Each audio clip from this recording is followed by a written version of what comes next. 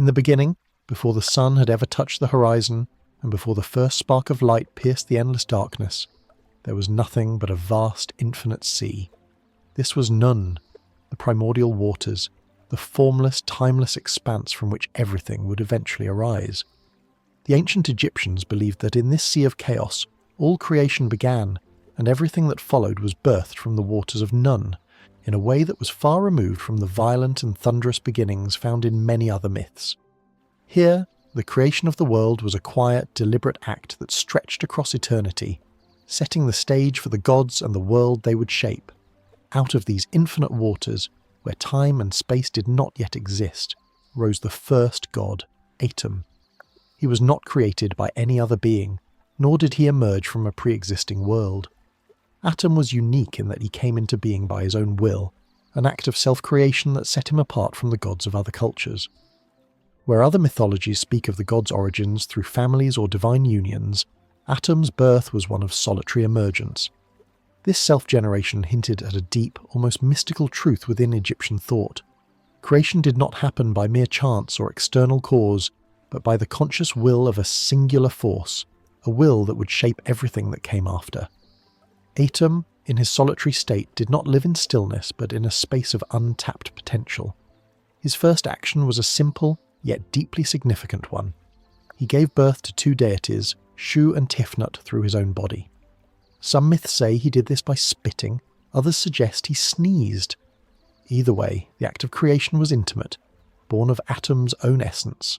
Shu represented air, and Tefnut represented moisture. These two divine forces, seemingly opposites, were the first building blocks of the world.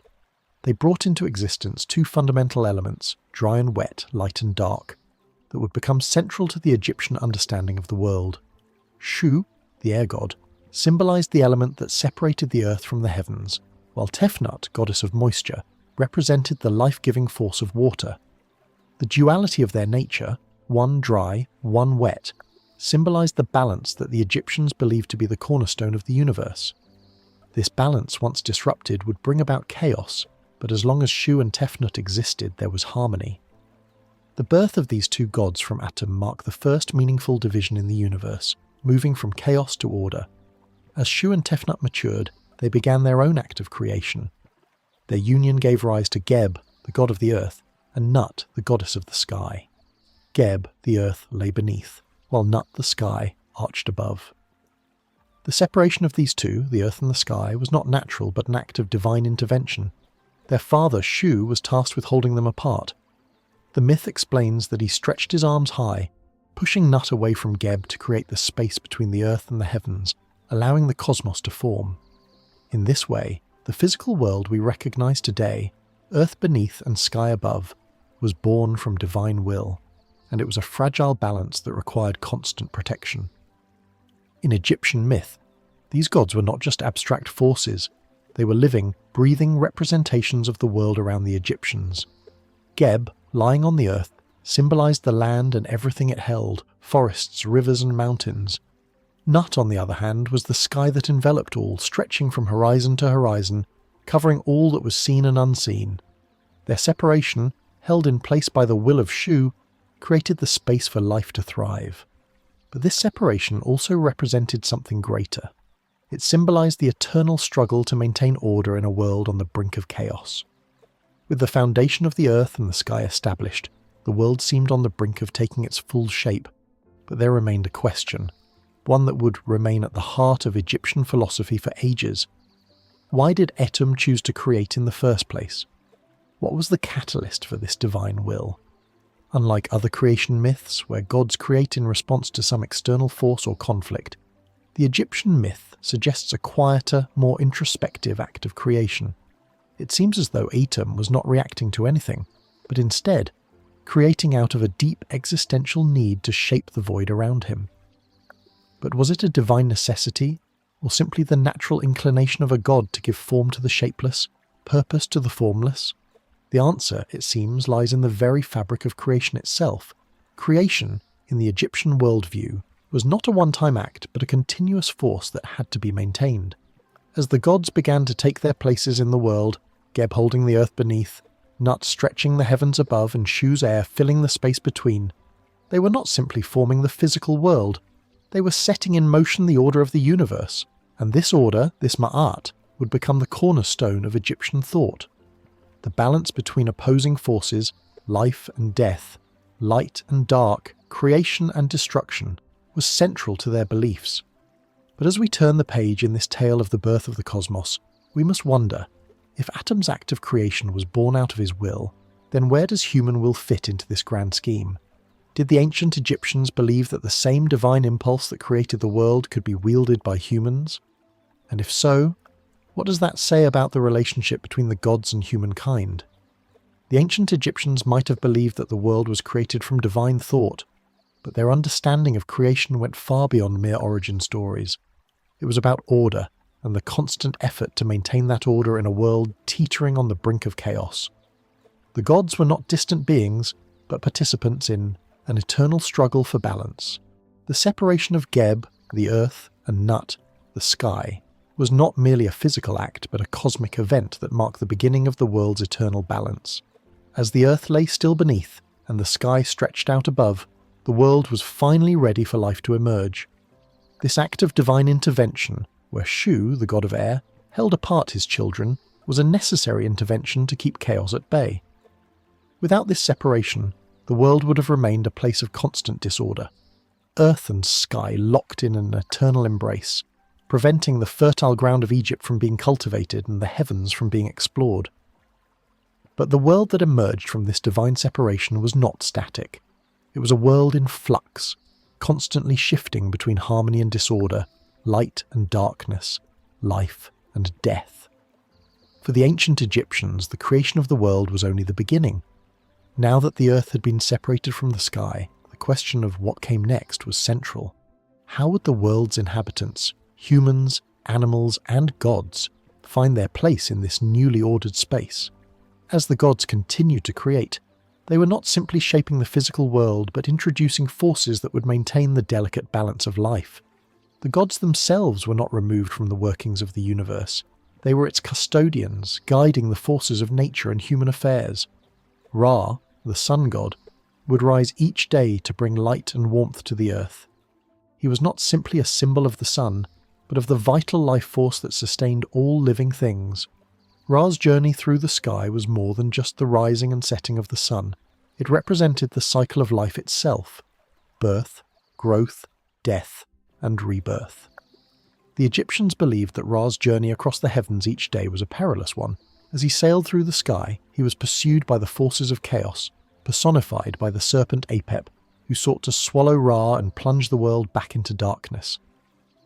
The battle between Ra and Apep was not just an external conflict. It was a reflection of the ongoing struggle between order and chaos, a struggle that defined the Egyptian view of existence.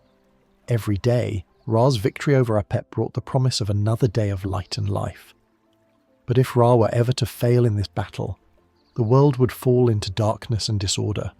This constant cycle of battle and rebirth was a metaphor for the very structure of the universe. The forces of order, represented by Ra and the gods, must continuously fight to maintain balance against the forces of chaos, embodied by Apep. This cosmic struggle was reflected in the lives of the ancient Egyptians themselves. They believed that humans too had a role to play in maintaining order. Life for the Egyptians was not just about surviving, it was about maintaining Me'ahat, the divine order that the gods had established. Pharaohs, as earthly representatives of the gods, were entrusted with the task of preserving this order.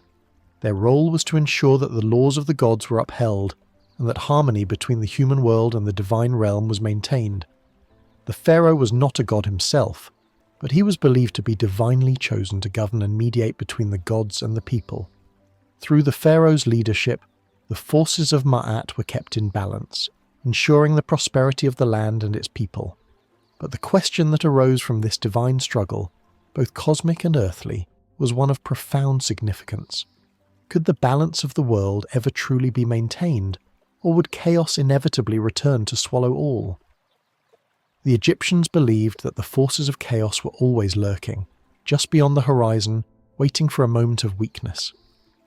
If the gods failed in their eternal struggle, if the pharaohs did not uphold their duty, the world would once again descend into the waters of Nun, where nothing but darkness and disorder would reign. As the story unfolds, it becomes clear that the creation of the world was not a finished act, but an ongoing process. The gods, the pharaohs, and the people were all part of this intricate web of balance. The world was constantly at the mercy of these forces, some visible, some hidden, guiding and shaping the fate of all life on earth. And as the Egyptians looked out at the land of Egypt, at the fertile banks of the Nile, they saw this cycle of creation and destruction reflected in the very life of the river itself. Each year, the Nile would flood, bringing life-giving silt to the fields, and then recede, leaving the earth once again dry. This annual cycle mirrored the divine cycle of life, death, and rebirth that the gods themselves experienced. In the face of this eternal cycle, the Egyptians' quest for balance was not simply a theological concern, but a practical one. To live in Egypt was to live in constant awareness of the delicate line between order and chaos. The people of Egypt worked not just to survive, but to ensure that they participated in this grand cycle of cosmic balance. They believed that their actions, through their rituals, their reverence for the gods, and their respect for the pharaoh, helped to uphold Maat and keep the forces of disorder at bay. This was the foundation of Egyptian society, a deeply ingrained belief that the world's survival depended not just on the gods, but on the active participation of all who lived within it. Yet, as they walked this fine line between order and chaos, they could not help but ask themselves, if the gods themselves struggled to maintain balance, could humans truly understand their role in this cosmic drama? Could anyone, even the most powerful pharaoh, ever prevent the return of chaos? Or was it only a matter of time before it engulfed them all? As the gods' creative acts continued to shape the world, the most significant transformation of all was the arrival of Ra, the sun god. Ra's rise marked a pivotal moment in the Egyptian creation myth, for it was not just the beginning of day and night, but the establishment of a powerful force that would maintain order and prosperity for all eternity. Ra, whose journey across the sky symbolized the passage of time, was not only the embodiment of the sun but also a manifestation of the life-giving force that flowed through the land of Egypt. With his rise, light flooded the world, and the darkness of Nun receded into distant memory, but it was a light that would never shine without conflict. Each day, as Ra sailed his divine bark, the Matkeru, across the heavens, he encountered the forces of chaos, primarily represented by the serpent Apep. Apep, the embodiment of destruction, sought to undo the very fabric of creation. The struggle between Ra and Apep was not just a daily battle, it was the eternal contest between order and disorder, creation and destruction. In Egyptian thought, Ra's battle against Apep was symbolic of the larger cosmic struggle, where the forces of Maat, truth, justice, and order, must be constantly defended against the encroaching darkness of Isfet, the force of chaos. Ra's victory over Apep was never guaranteed. Every night as Ra descended into the underworld, he faced Apep in a final, desperate struggle. This nightly confrontation, known as the Duat journey, was an arduous battle in which Ra was momentarily vulnerable. In the dark, serpentine waters of the underworld, Ra fought for the very survival of the cosmos, battling Apep's forces as they sought to pull him into the abyss of chaos. Without Ra's triumph, the sun would never rise again, and the world would sink into eternal darkness. This cyclical nature of Ra's journey reflects a profound Egyptian understanding of life's fragility. The daily battle between light and darkness was more than an allegory for the passage of time. It was a reminder of the delicate balance that had been established during the creation of the world. Ra's struggle was the manifestation of the eternal tension that existed between the forces of order and chaos. For the Egyptians, this understanding shaped not only their cosmology, but also their view of life itself. Existence was a continual struggle, a struggle to maintain harmony, to preserve Maat, to keep the darkness at bay. The universe did not exist in a state of permanent stability. It required constant maintenance, constant action from both the gods and the people. Pharaohs, as the earthly representatives of Ra, played a crucial role in maintaining this cosmic order. They were not merely rulers, but intermediaries between the gods and the people.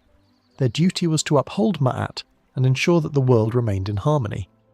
This responsibility was heavy, for for the pharaohs understood that their actions could tip the delicate balance between order and chaos. A ruler who did not maintain harmony would risk inviting chaos into the land, bringing turmoil and suffering to the people. The pharaoh's role was seen as divine, a sacred office entrusted to them by the gods to keep the cosmic order intact.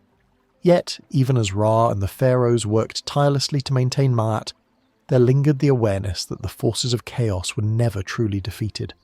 The struggle was ongoing, unrelenting. Apep was never fully vanquished.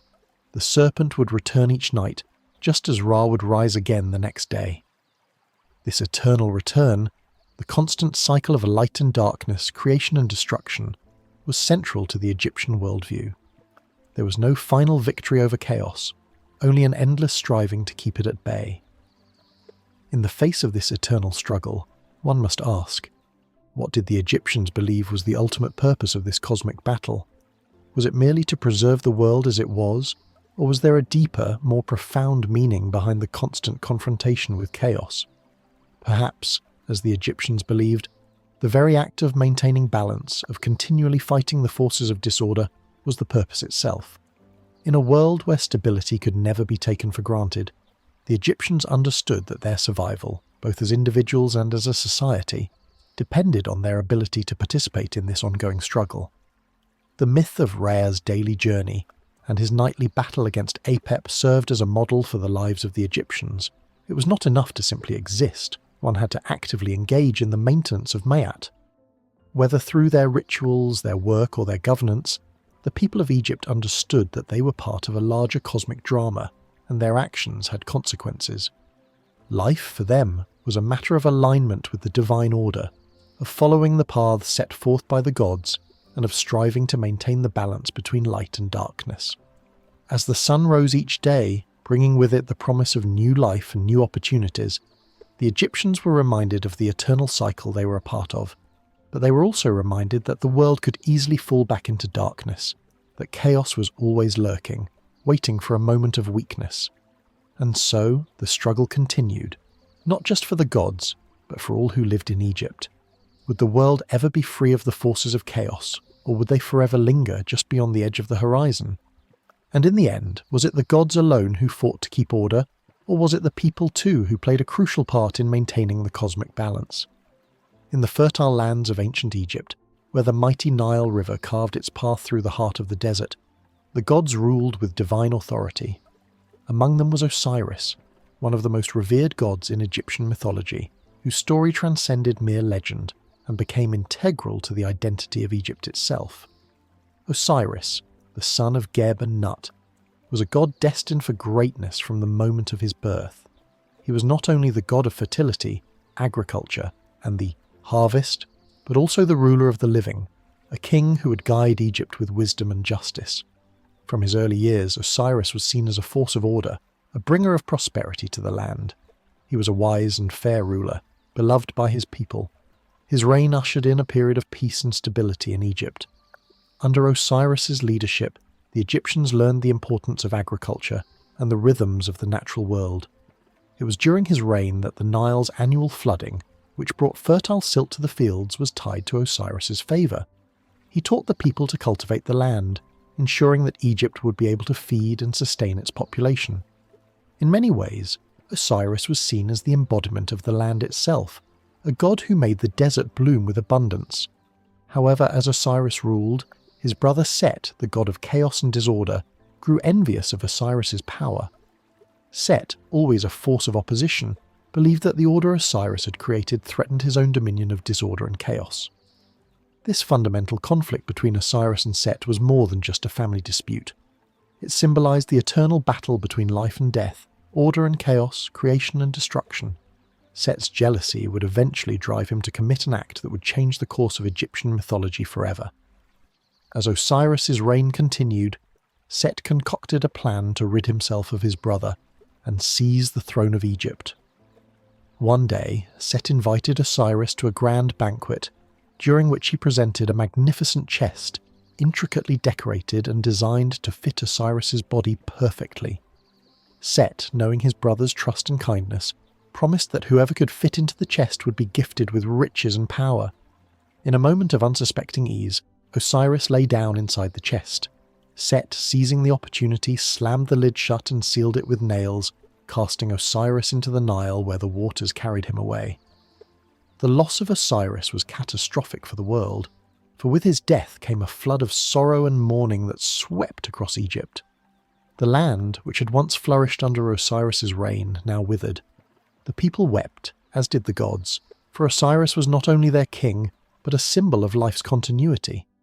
His death, however, was not to be the end. Osiris's story was one of death, but also one of resurrection, for the fate of Osiris would be deeply intertwined with the cycles of the Nile itself. As Osiris's body drifted down the river, it was eventually carried to Byblos, a foreign land where it was discovered by the goddess Isis, Osiris's wife and sister.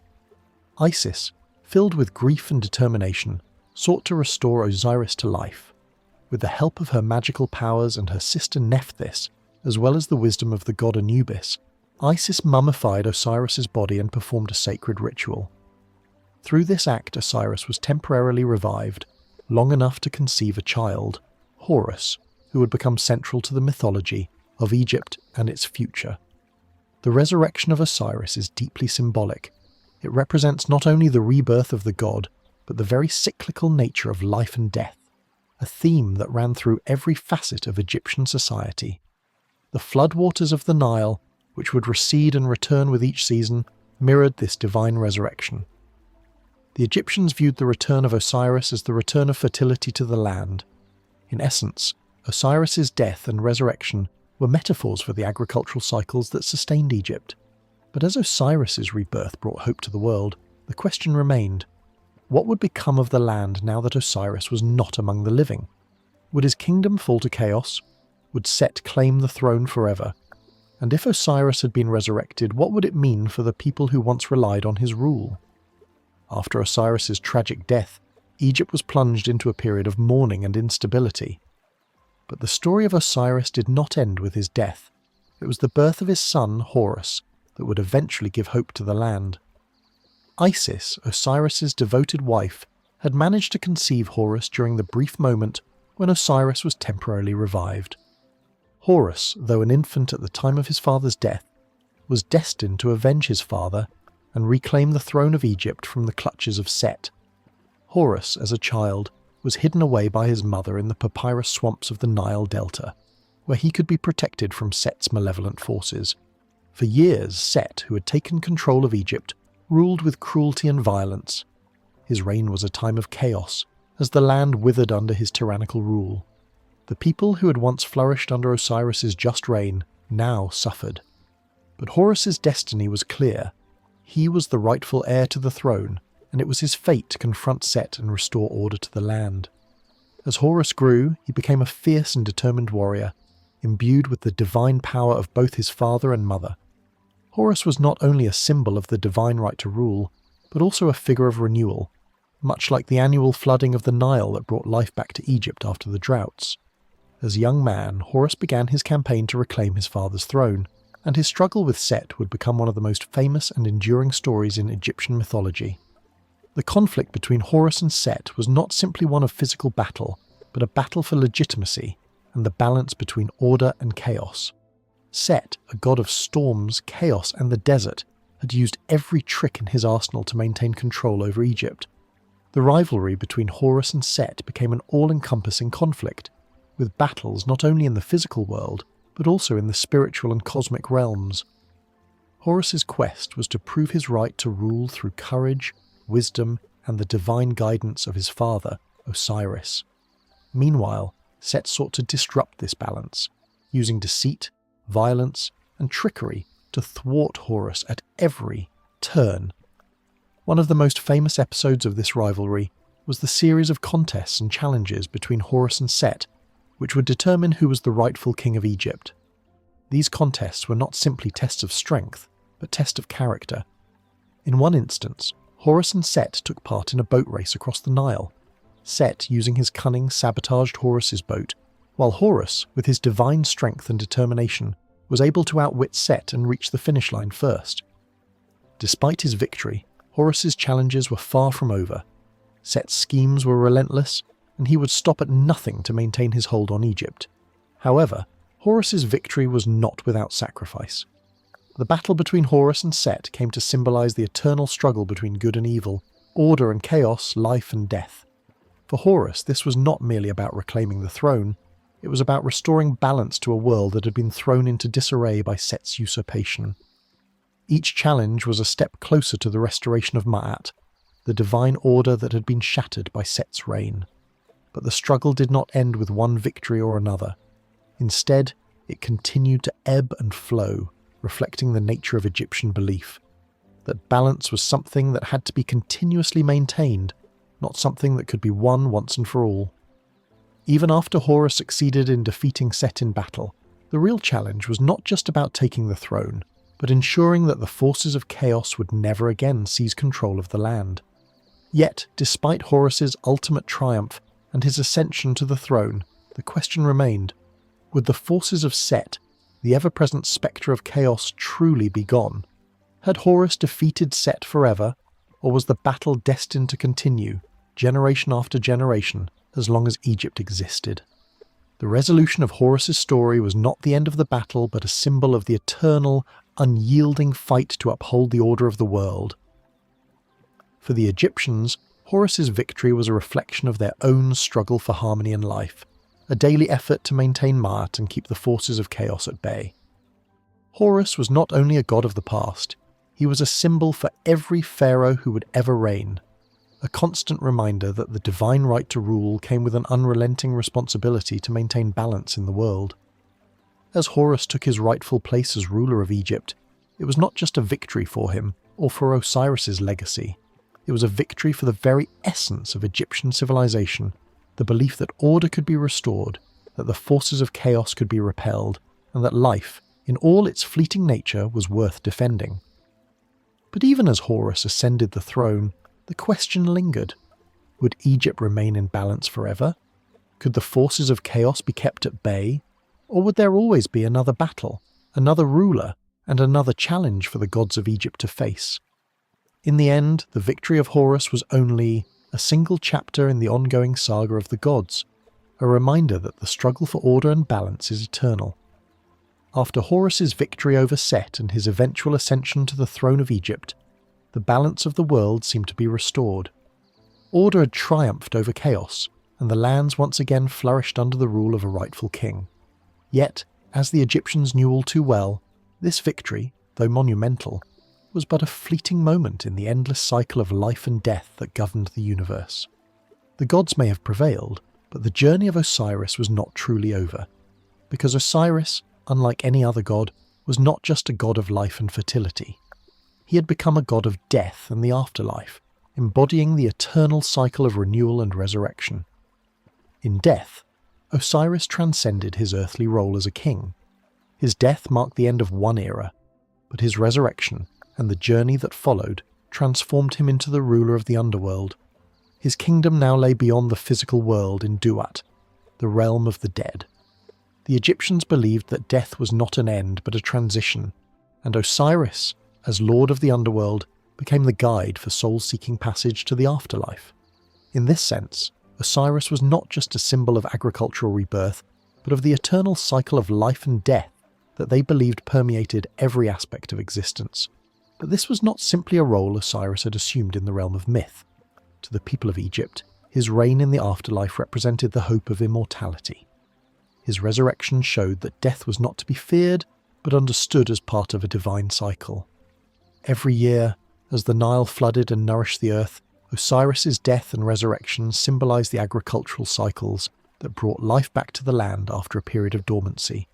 For the Egyptians, Osiris's rebirth was tied to the very cycles of the river, of growth, decay, and renewal, marking an eternal connection between the gods, nature, and humanity. As the god who ruled the afterlife, Osiris became the ultimate judge of the souls that passed into his domain. Each person who died was said to face the weighing of the heart, a divine judgment in which their heart was weighed against the feather of Ma'at, the symbol of truth and justice. Those who lived righteous lives would find their hearts light, and thus they could enter the realm of Osiris, where they would be granted eternal life.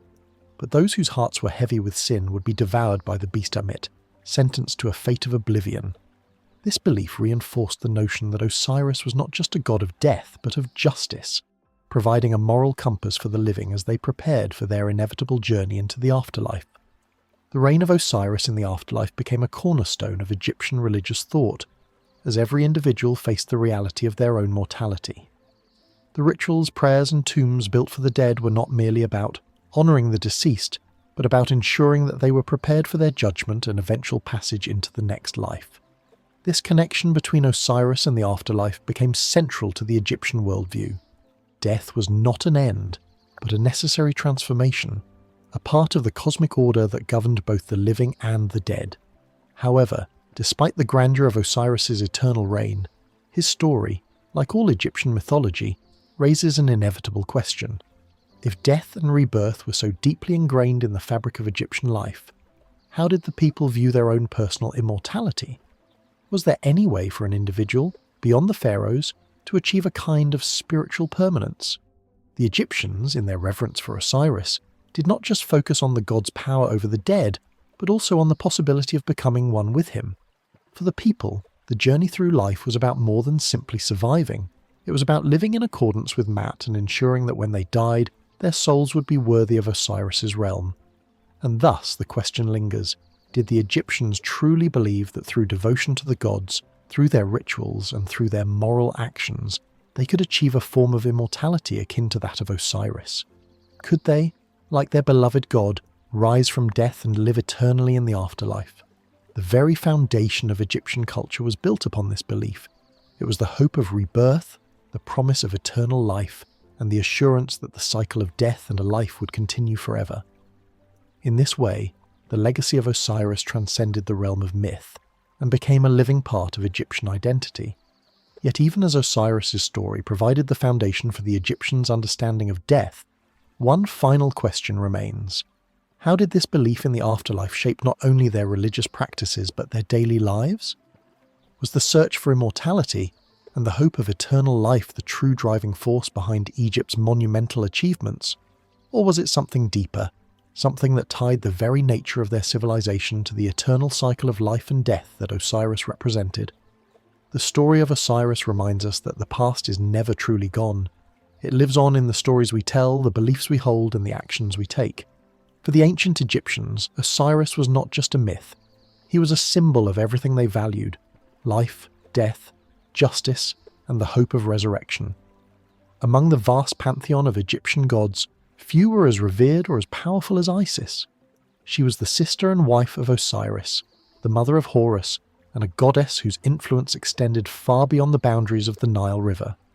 Known as the goddess of magic, motherhood, and fertility, Isis was a figure who embodied the nurturing aspects of life as well as the fierce determination required to protect and sustain it.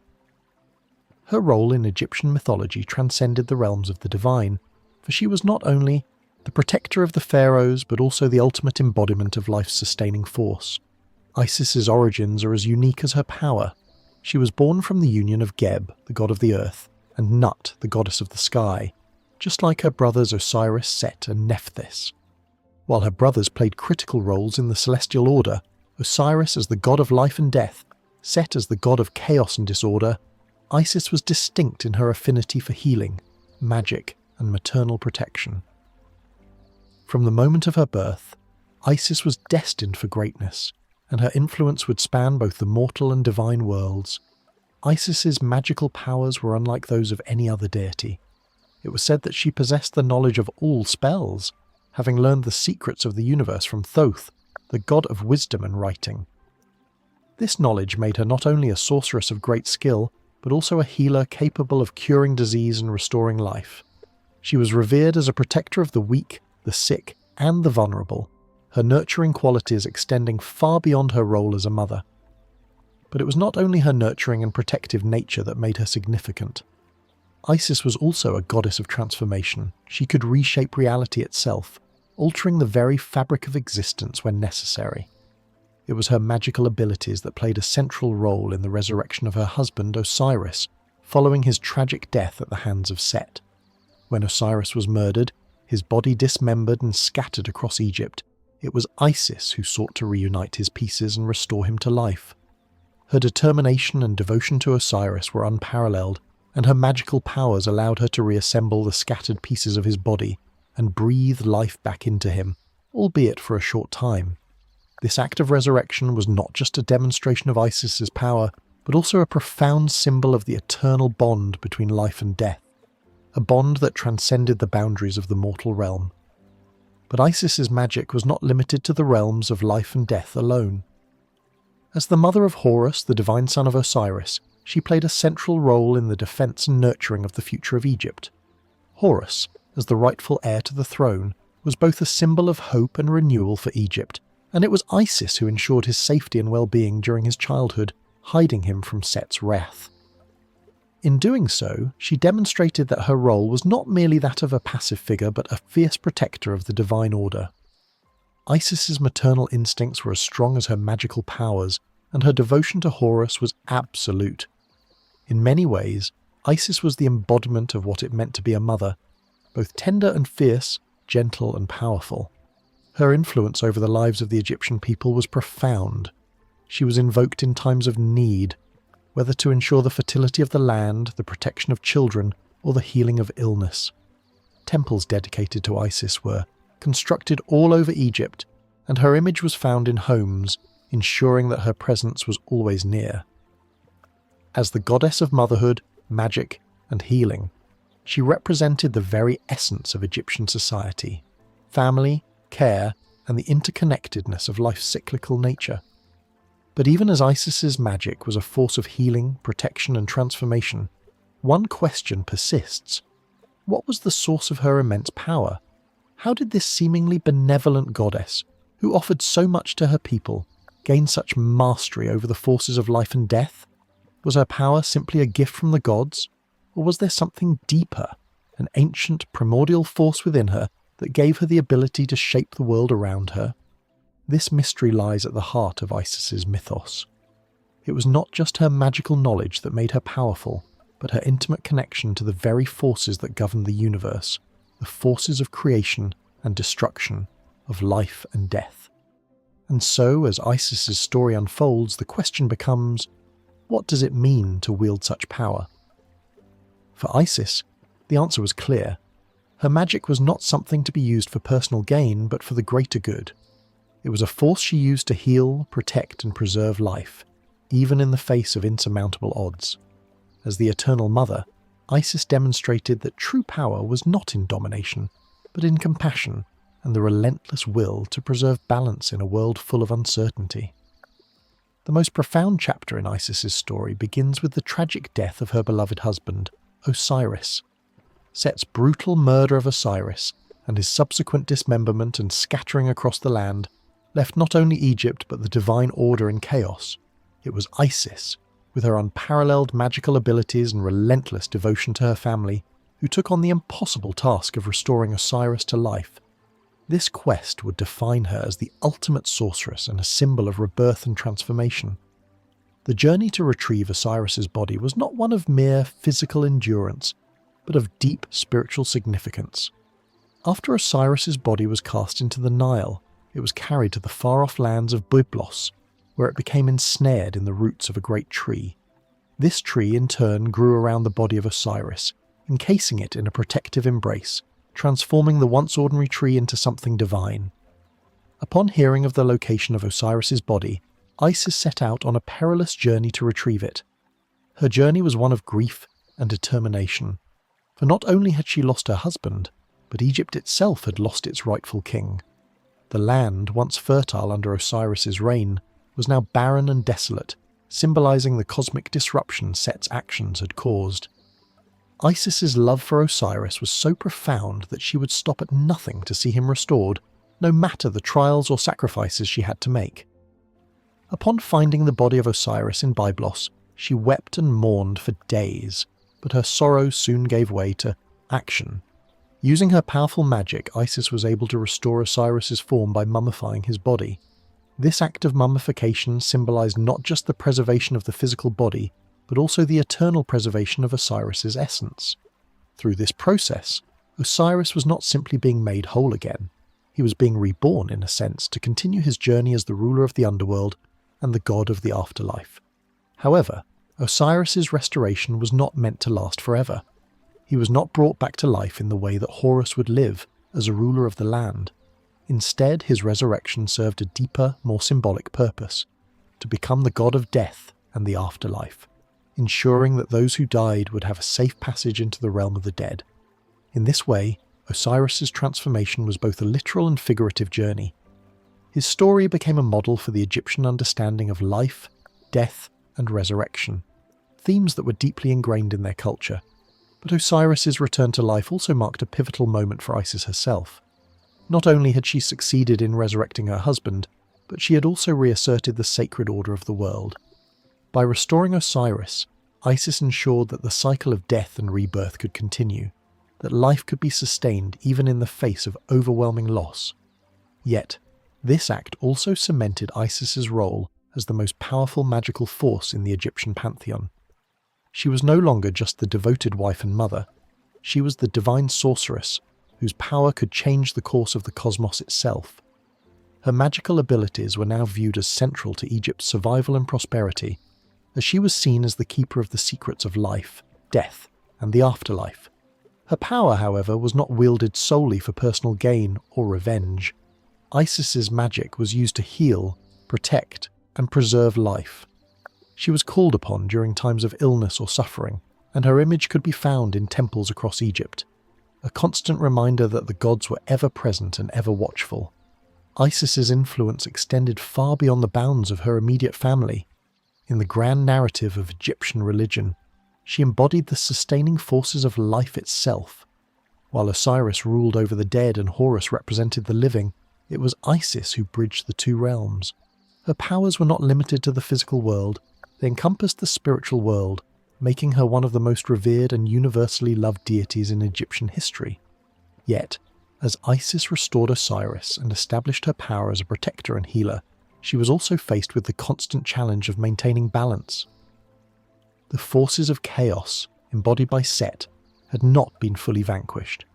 Set's power continued to lurk at the edges of the cosmos, and Isis's magic was constantly tested.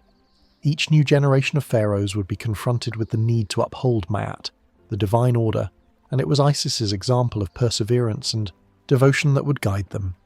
But even as Isis stood as a beacon of strength and protection, the underlying question remained: how would Egypt continue to uphold the balance between the forces of order and chaos, especially with Set's disruptive influence never fully extinguished? Isis's role in the myth of Osiris, and in Egyptian culture as a whole, reveals much about the Egyptian worldview. It was a worldview that acknowledged the impermanence of life and the inevitability of death, but also celebrated the possibility of transformation and renewal.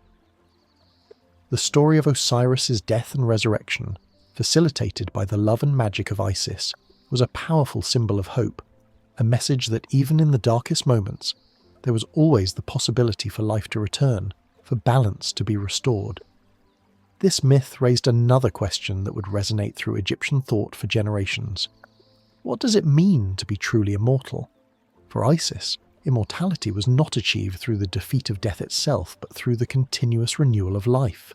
It was her love, magic, and devotion to the cycle of life and death that gave her a form of immortality, one that was not tied to any single life or death, but to the eternal renewal of existence itself. She became not just a goddess of magic, but a symbol of resilience, reminding the Egyptians that even after the greatest losses, life could be renewed, reborn, and sustained. Isis's story is one of profound devotion, magical power, and eternal protection, but it is also a tale of enduring legacy. While her journey in restoring Osiris to life marked the pinnacle of her influence, her role did not end there. She became, in the eyes of the Egyptians, not just a goddess of magic and motherhood, but the very embodiment of the protective forces that safeguarded both the living and the dead. Her influence extended into the afterlife, where she played a critical role in the journey of the soul. As the mother of Horus and the sister and wife of Osiris, Isis's connection to both life and death was inseparable. Her greatest gift to humanity was the knowledge and understanding of life's cyclical nature, of how death was not an end but a necessary passage in the grand cosmic order. For the Egyptians, the afterlife was not merely a realm of shadows, it was a continuation of existence, one that depended upon maintaining the balance between the living and the dead. It was Isis who provided the protection and guidance that ensured this balance could be maintained. In the Egyptian understanding of the afterlife, the journey of the soul was fraught with trials and tribulations. The soul of the deceased would travel through the Duat, the underworld, where it faced numerous challenges and tests. To navigate this treacherous realm, the soul needed the assistance of the gods, and Isis was one of the most revered figures in this journey. She was believed to protect the deceased from the dangers that lurked in the Duat, helping them navigate the trials and securing their safe passage to the afterlife. In this way, Isis's magic became an essential part of the funerary rituals and the preparations for death. The Book of the Dead, an ancient Egyptian text that outlined the journey of the soul, included many invocations to Isis, calling upon her to guide the soul through the underworld and to ensure it was judged favourably in the afterlife. Her role as a protector was not limited to the soul's journey after death, however. Isis's magic and wisdom were invoked throughout life, especially in times of danger or distress. She was called upon by the living, not only for protection but for healing.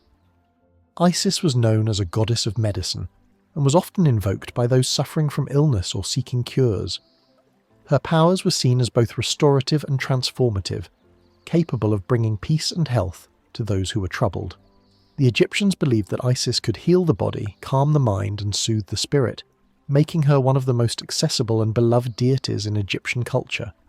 In this way, Isis was both a maternal figure and a cosmic force, embodying the nurturing and protective qualities that sustained the world. Her role extended to the highest echelons of Egyptian society, where pharaohs would invoke her blessings for protection and success in battle, and to the humblest of individuals who sought her healing touch in times of sickness or sorrow.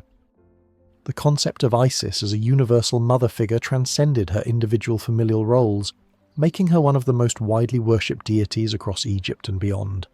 Temples dedicated to Isis were found all over the Mediterranean world, and her worship extended far beyond Egypt's borders, reaching as far as Greece and Rome, where she became known as a goddess of fertility and magic.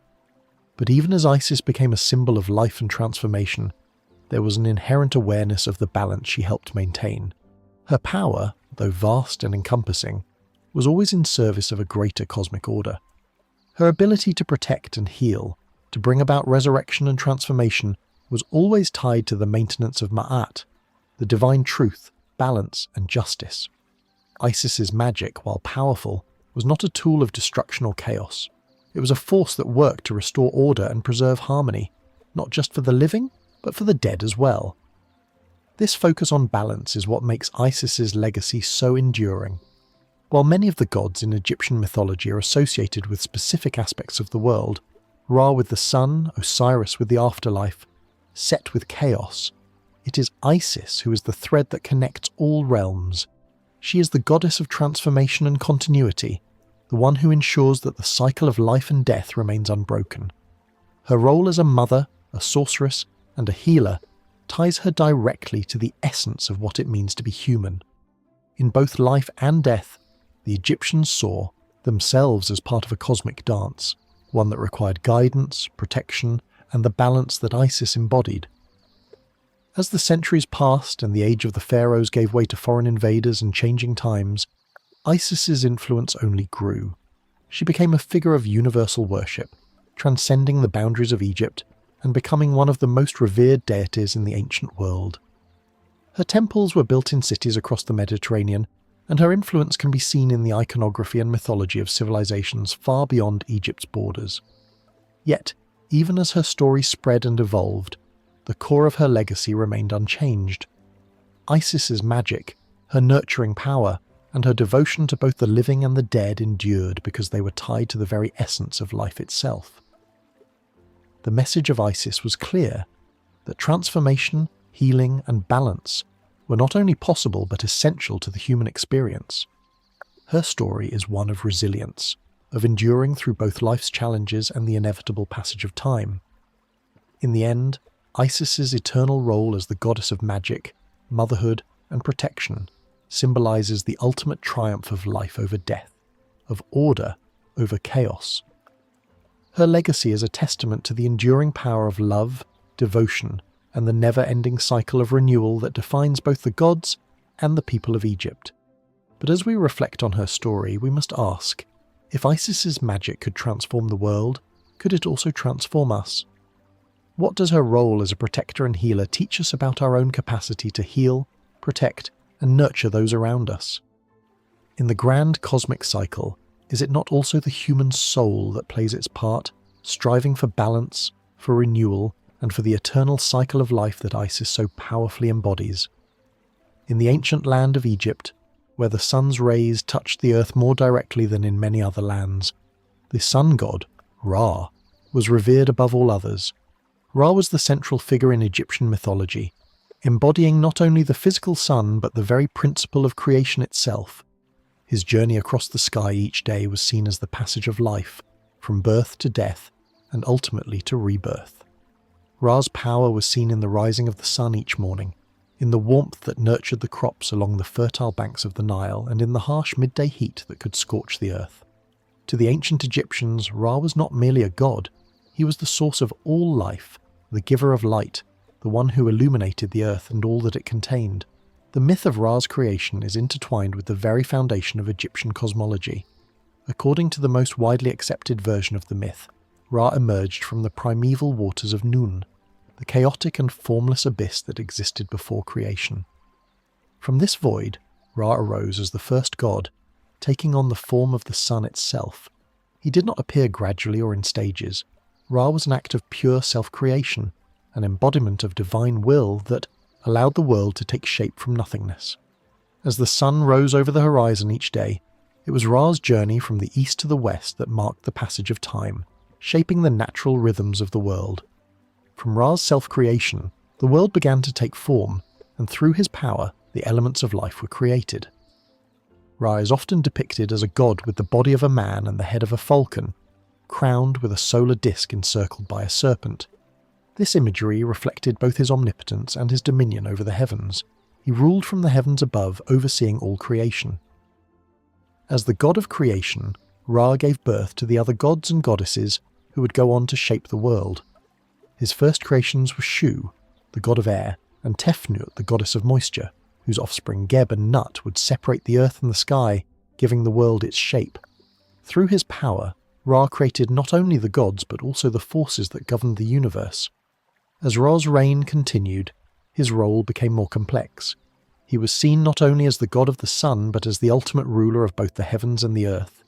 Everything in existence was believed to be part of Ra's divine order.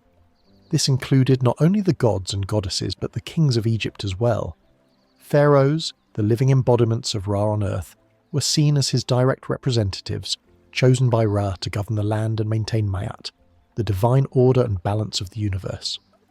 Pharaohs were considered the earthly manifestation of Ra's power, and through their leadership they ensured that the world remained in harmony with the will of the gods. This divine connection between Ra and the pharaohs was central to Egyptian society.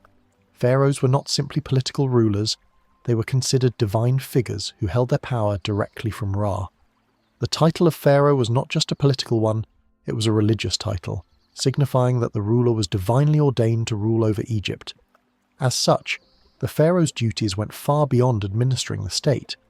He was also responsible for upholding the will of the gods, maintaining Ma'at, and ensuring that the forces of chaos, represented by gods like Set, did not overtake the land. The success of Egypt, both in times of prosperity and in times of struggle, was believed to be directly tied to the strength and righteousness of the pharaoh, who was seen as Ra's earthly counterpart. The close relationship between Ra and the pharaohs was not just symbolic. The pharaohs undertook grand religious rituals in honor of Ra, such as the daily offerings to the sun god, the construction of massive temples dedicated to his worship, and the establishment of festivals that celebrated the sun's power. The Great Temple of Ra at Heliopolis, one of the most important religious centers in ancient Egypt, stood as a testament to the pharaoh's devotion to the sun god. It was here that priests performed rituals to honor Ra, ensuring that the world remained in alignment with the cosmic order. Ra's journey across the sky also symbolized the passage of the pharaoh's rule. Just as Ra moved from dawn to dusk, from east to west, so too did the life of the pharaoh follow a similar arc. The pharaoh's reign was marked by the rise and fall of the sun, a symbol of the ruler's power over life and death. Ra's descent into the underworld at night mirrored the death of the pharaoh at the end of his reign, and the rebirth of Ra each morning symbolized the succession of the throne, where a new pharaoh would rise to take the place of the old. This cyclical nature of Ra's journey reinforced the idea that the king's death was not an end but a part of a greater ongoing cycle of life, death, and rebirth. The idea that the pharaohs were direct representatives of Ra also had deep implications for Egyptian religion and culture. The pharaoh's actions were seen as a reflection of Ra's will. If a pharaoh ruled justly, following the laws of Ma'at, then Egypt would flourish. But if a pharaoh failed in his duties, then Egypt would face droughts, famines, or even invasion. Ra's favour was seen as the ultimate source of strength for the pharaoh, and to lose his favour meant the collapse of the divine order. However, as powerful as Ra was, his reign was not without its challenges.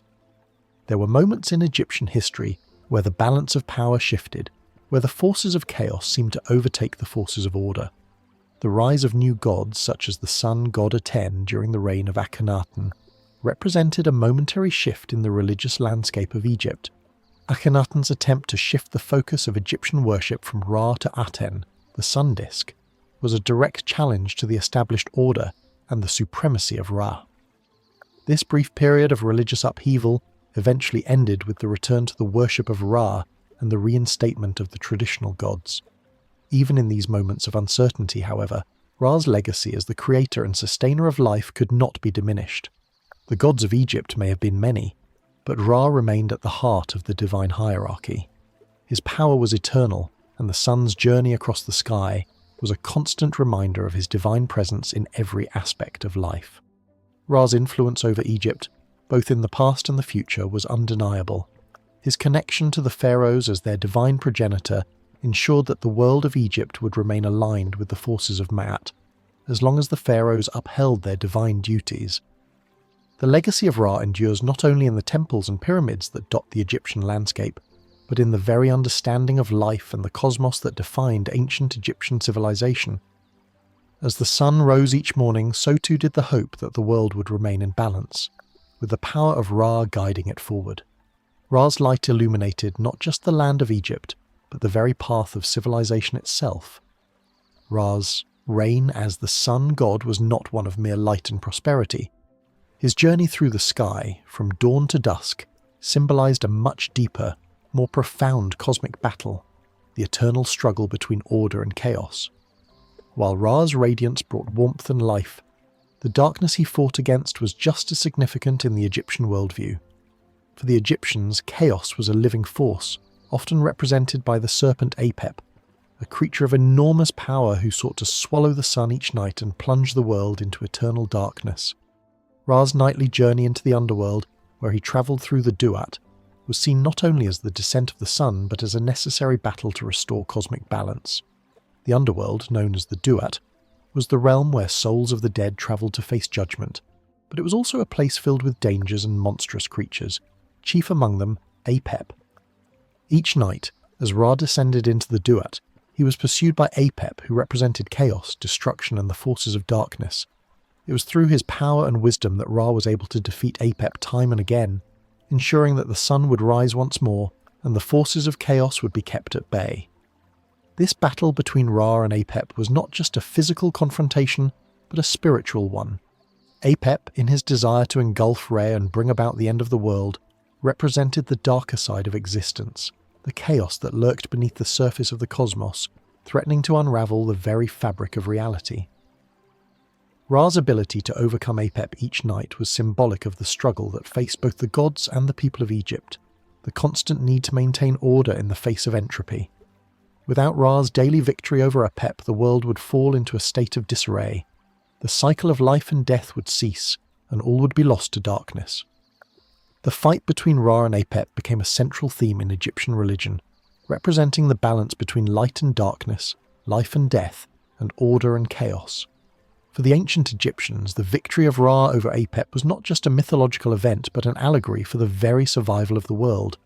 Every night Ra faced the forces of chaos, and every morning his triumphant rebirth brought the sun back to the sky. This cycle, which mirrored the Egyptian understanding of the cyclical nature of life, was a reminder that in every life there would be struggles, challenges, and darkness, but also the promise of renewal, rebirth, and the restoration of order. For the pharaohs, this daily battle between Ra and Apep had profound implications. The pharaoh, as the living representative of Ra on earth, was seen as the earthly defender of Ma'at, the divine order. Just as Ra fought to keep the world in balance, so too did the pharaoh work to uphold Ma'at, ensuring that chaos did not seep into the land of Egypt. The pharaoh's role was not just to govern, but to protect Egypt from the forces of disorder that threatened to disrupt the harmony of the world. This responsibility was central to the divine right to rule. The pharaoh was chosen by Ra himself to safeguard the land and people of Egypt, maintaining both the natural order and the divine balance. Ra's battle with Apep was a cosmic reflection of the everyday struggles that the pharaoh faced in maintaining the stability of Egypt. From wars and foreign invasions to droughts and famine, the pharaohs were constantly battling forces that threatened the well-being of the kingdom. But unlike Ra's celestial battle, the pharaoh's struggle was also human, involving diplomacy, leadership, and the delicate balance of power. The pharaoh, as the son of Ra, was given the divine tools to navigate these challenges, but it was his wisdom, strength, and moral fortitude that determined whether Egypt would thrive or fall into chaos. Throughout Egyptian history, the image of Ra and Apep's struggle was depicted in countless tombs, temples, and monuments as the pharaohs sought to align themselves with the sun god's triumph. Rituals were performed in Ra's honor, invoking his power to protect the kingdom from both internal and external chaos. One of the most prominent rituals was the Bark of Ra, a procession that symbolized Ra's daily journey through the heavens and his descent into the underworld. This ritual, conducted by the pharaoh and his priests, was seen as a way to ensure that the cosmic battle between Ra and Apep would continue in their favor. By honoring Ra in this way, the pharaohs believed they could secure his protection and maintain the divine favor that would keep Egypt safe from chaos. But even as the pharaohs invoked Ra's power, they also understood the fragility of balance. The forces of chaos, represented by Apep, were ever present, lurking just beneath the surface, waiting for an opportunity to break through. In this sense, Ra's daily victory was not a sign of permanent triumph, but of constant vigilance. The Egyptians understood that while the sun god's light illuminated the earth each day, the forces of darkness were never truly vanquished. They would always return, as they did each night, seeking to undo the order that Ra and the pharaohs worked so hard to maintain. This eternal battle between Ra and Apep was more than just myth. It was a reflection of the human condition itself. The Egyptians, with their deep connection to the cycles of nature and the cosmos, saw life as a continual struggle to preserve harmony in a world fraught with uncertainty. In their understanding, Ra's power was not just a force of creation, but one of constant renewal and restoration. The sun's daily rise was a reminder that no matter how great the forces of chaos might seem, they would always be met with the triumph of order and light. The legacy of Ra, then, was not simply one of divine creation, but of eternal vigilance. He was the guardian of the cosmos and the protector of Egypt. His daily victory over Apep was not just a mythological tale, but a symbol of the resilience of life, the perpetual struggle to maintain balance, and the constant renewal that defined the Egyptian worldview. The figure of Ra in Egyptian mythology is far more than a sun god. He is the very cornerstone of the Egyptian understanding of life, death, and immortality. His eternal journey across the sky, from dawn to dusk, not only reflected the cycles of nature, but also symbolized the divine cycle of death and rebirth that governed the lives of both gods and humans. Ra's role as the embodiment of life itself made him a central figure in the life of every Egyptian, from the common people to the pharaohs who ruled in his name. As Ra passed through his daily cycle, he was not merely acting out a cosmic function, he was living out the divine narrative of death and resurrection that was central to the Egyptian worldview. The Egyptians believed that Ra's setting in the west marked the death of the sun, and his subsequent rise in the east signified rebirth. This cycle mirrored the lives of the pharaohs, who, like Ra, were believed to die and be reborn with each new reign. When a pharaoh died, his death was not seen as an end, but as a necessary transition, just as Ra descended into the Duat each night to be reborn the following day. The pharaohs, as the living embodiments of Ra on earth, were seen as part of this eternal cycle, acting as both protectors and nurturers of Ma'at, the divine order, throughout their lives. The relationship between Ra and the pharaohs was symbiotic. While Ra bestowed divine power upon the pharaohs, granting them the right to rule, it was the pharaoh's duty to uphold Ra's cosmic order and ensure that Egypt remained in harmony. The pharaoh's reign was seen as part of the eternal order of things, a duty that stretched far beyond their mortal existence. Even in death, the pharaohs continued to serve Ra, as their souls were believed to join Ra in the afterlife, taking part in the divine journey across the sky. This belief reinforced the idea that the pharaohs' roles were not bound to the earth alone. Their connection to Ra made them eternal, as they became one with the sun god and his cycle of life, death, and resurrection. This divine relationship was clearly depicted in the tombs and pyramids of the pharaohs, which were not merely places for burial, but cosmic gateways.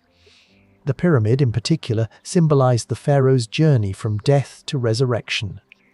The pyramid's shape, a reflection of the rays of the sun, aligned with Ra's journey across the sky.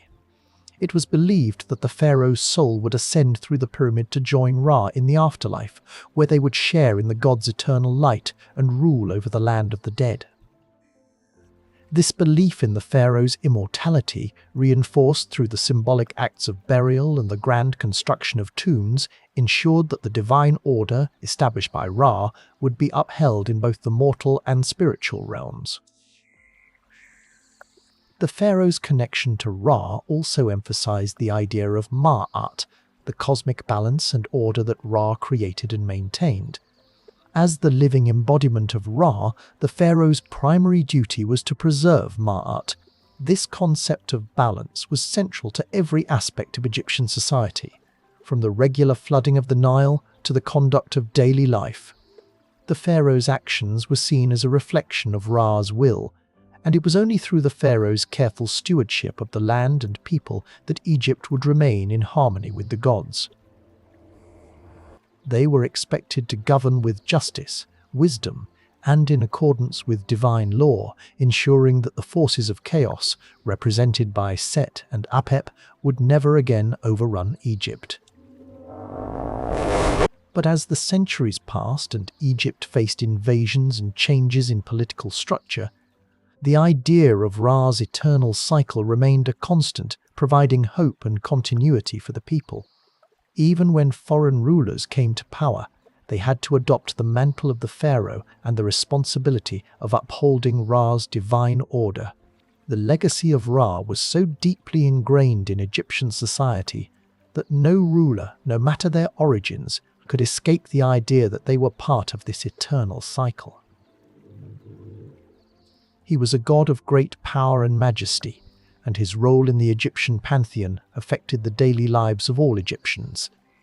Temples dedicated to Ra, like the ones at Heliopolis and Karnak, were built not just to honor the sun, but to remind the people of Ra's ever-watchful presence.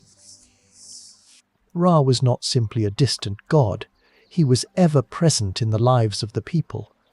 Every sunrise was a reminder that the world was still in balance, that Ma'at had been upheld, and that the forces of chaos had been defeated once more. The rays of Ra's sun were believed to bring life and vitality, and through daily prayers, offerings, and rituals, the people of Egypt sought to maintain their connection to the divine. Ra's enduring legacy was not just in the monuments or the stories told of him, but in the way he shaped the Egyptian way of life. The connection between the sun, the pharaohs, and the people created a unified vision of life, death, and rebirth. As Ra rose each day bringing light to the world, so too did the Egyptians rise each day with the knowledge that they were participating in an eternal cycle. Life was not something that simply happened by chance. It was part of a grand cosmic order, an order that they were tasked with preserving. Even in the face of political upheaval or foreign invasion, the belief in Ra's eternal cycle provided a sense of stability. As long as the pharaohs upheld Ma'at and honored Ra, the divine balance would be restored and the sun would rise again. This belief was the cornerstone of Egyptian identity, and it transcended the individual rulers who came and went. The cycle of Ra, unbroken and eternal, was a symbol of hope and resilience for the people of Egypt, reminding them that no matter the trials of the moment, the sun would always rise again.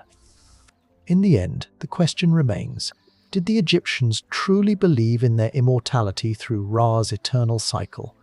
Did they see their lives as part of a never-ending cosmic journey, where death was not the end, but a transition into another form of existence?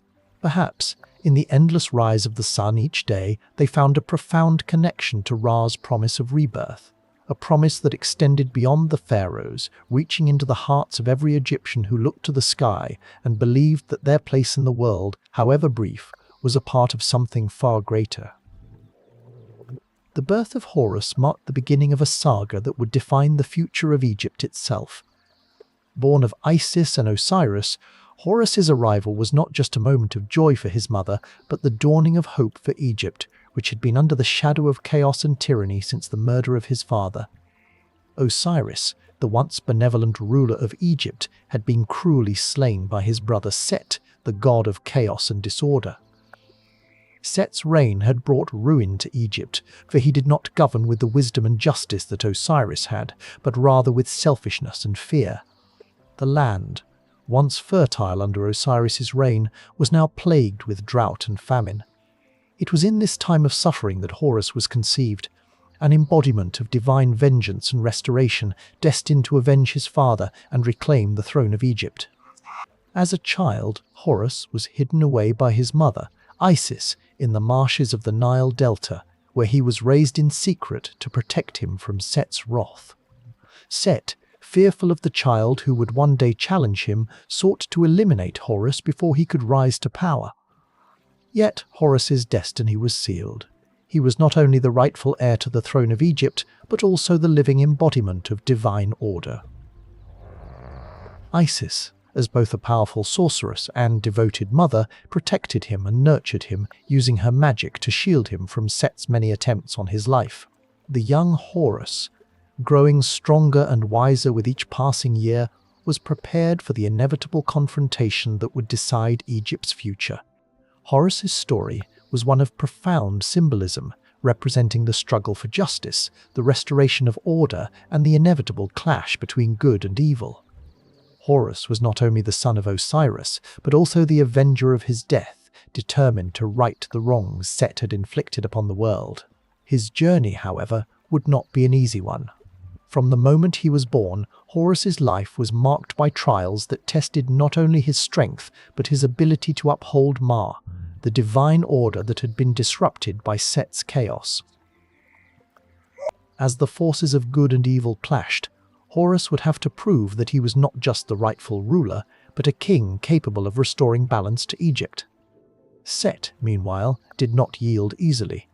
Though he had usurped the throne, he knew that his reign was fragile.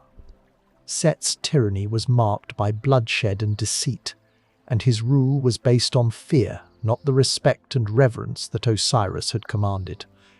Set's power was deeply tied to his ability to manipulate the forces of chaos, and it was this manipulation of chaos that made him so dangerous.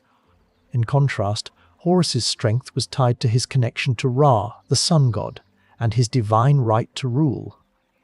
The battle for the throne of Egypt was not just a conflict between two gods, it was a battle between two fundamental forces, order and chaos, light and darkness, justice and tyranny.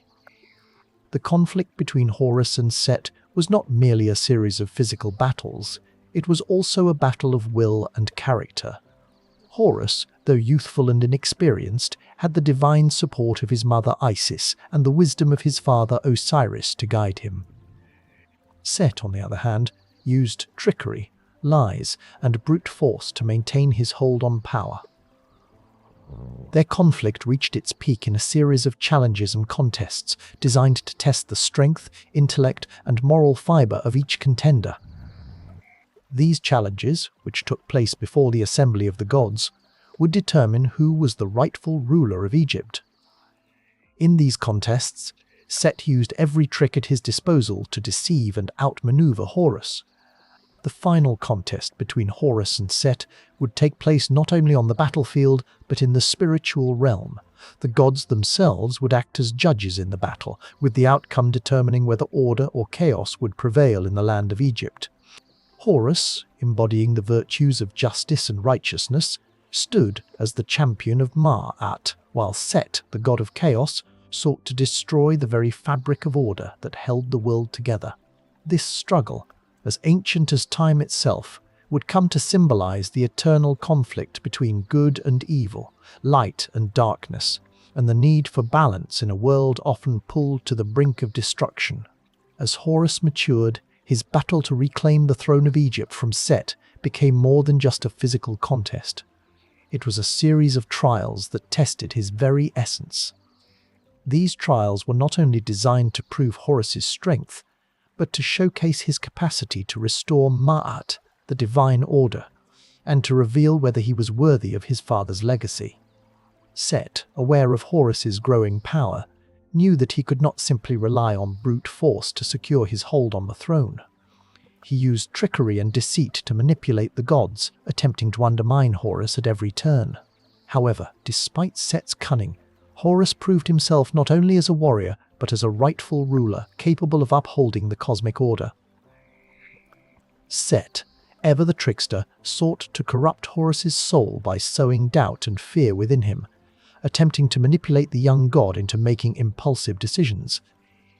Yet, Horus's unwavering dedication to the principles of justice and balance prevented him from succumbing to Set's temptations. Through the trial, it became evident to all the gods that Horus's heart was light, his motives pure, and his commitment to Ma'at unwavering. The gods, seeing this, began to favor Horus, recognizing him not only as the rightful heir of Osiris. In contrast, Set's heart was heavy with deceit, and his actions were driven by selfishness and disorder. His reign was one of destruction, his use of fear and manipulation, a reflection of his inability to maintain true power based on justice. While Horus represented the ideal ruler, a leader who upheld the principles of Ma'at, Set embodied the chaos that threatened to tear Egypt apart. This trial was not just a test of strength, but of character, and it was clear to all that Horus embodied the virtues necessary to lead Egypt back to prosperity. One of the most famous of these was a contest of shapes and forms, where the gods were asked to transform into various animals and creatures to demonstrate their magical prowess. Horus, not to be outdone, transformed into a hawk, soaring high above and using the sharpness of his vision to see through Set's tricks.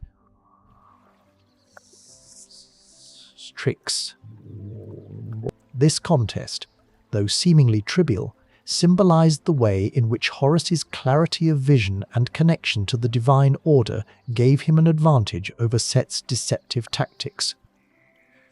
Another trial tested the gods in their ability to control the forces of nature. Set, in his usual manner, sought to destabilize the natural world by creating storms and upheaval. Horus, however, used his wisdom to calm the chaos and restore balance to the earth. This trial of the elements was a direct reflection of the pharaoh's role as a ruler, one who must control the forces of nature and maintain harmony in the world. Horus, through his mastery over the elements and his ability to bring stability, proved that he was not just a warrior, but a ruler who could restore Egypt to its rightful place in the world.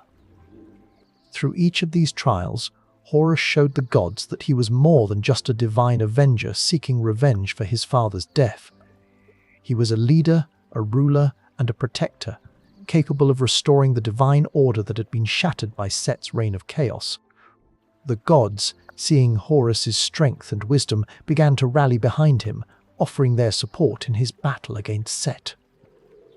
As the final trial approached, it was clear that Horus was not just fighting for the throne of Egypt, he was fighting to restore the balance of the universe itself, ensuring that the forces of chaos would not triumph.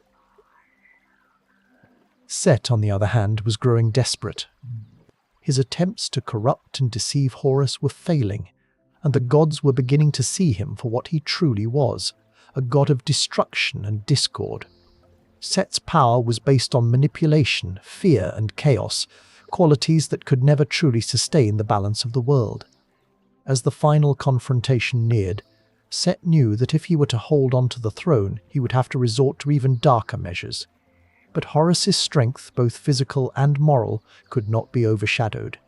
The battle between Horus and Set was more than a fight for a throne.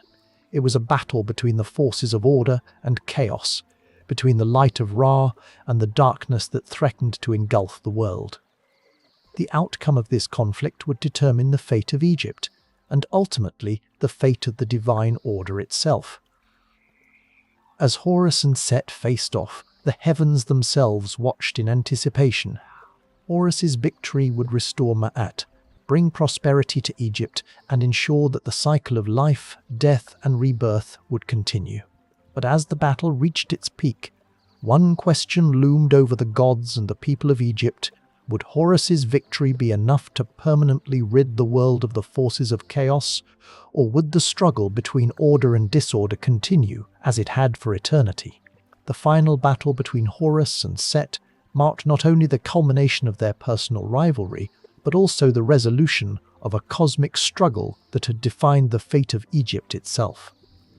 For years, Set had reigned with unchecked power, bringing chaos and destruction to the land. His control over Egypt had been built upon fear, manipulation, and deceit.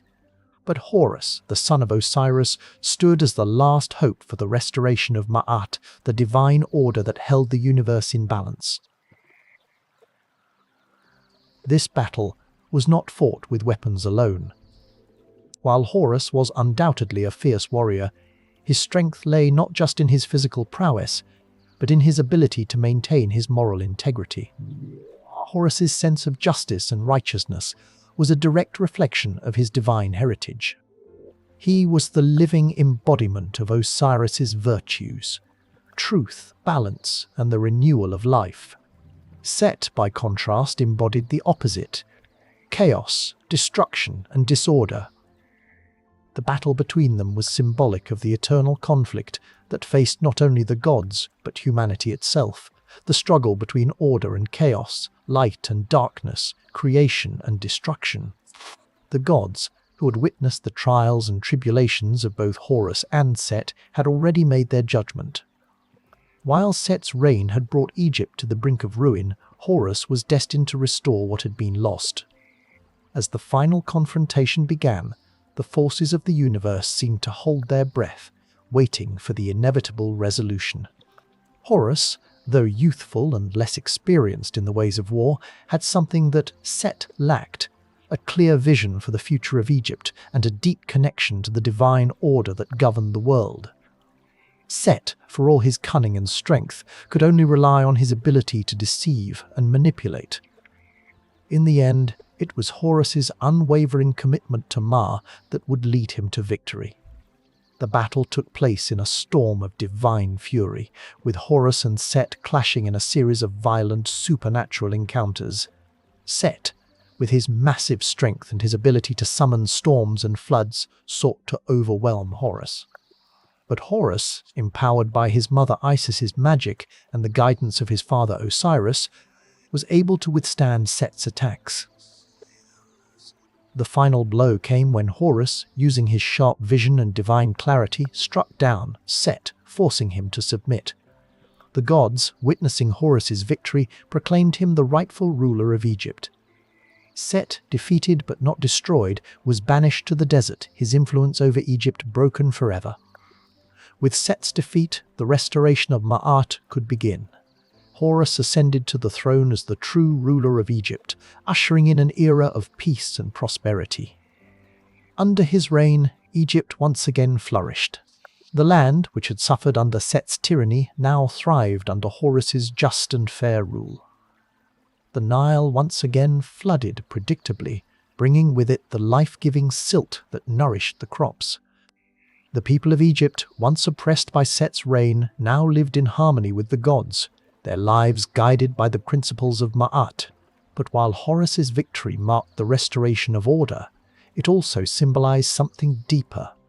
The battle between Horus and Set was not just a fight for a throne, it was the resolution of a cosmic cycle, one that would continue to echo through the ages. The forces of chaos, though momentarily subdued, were never fully vanquished. As the sun rose each day, the balance between order and chaos would have to be continually upheld.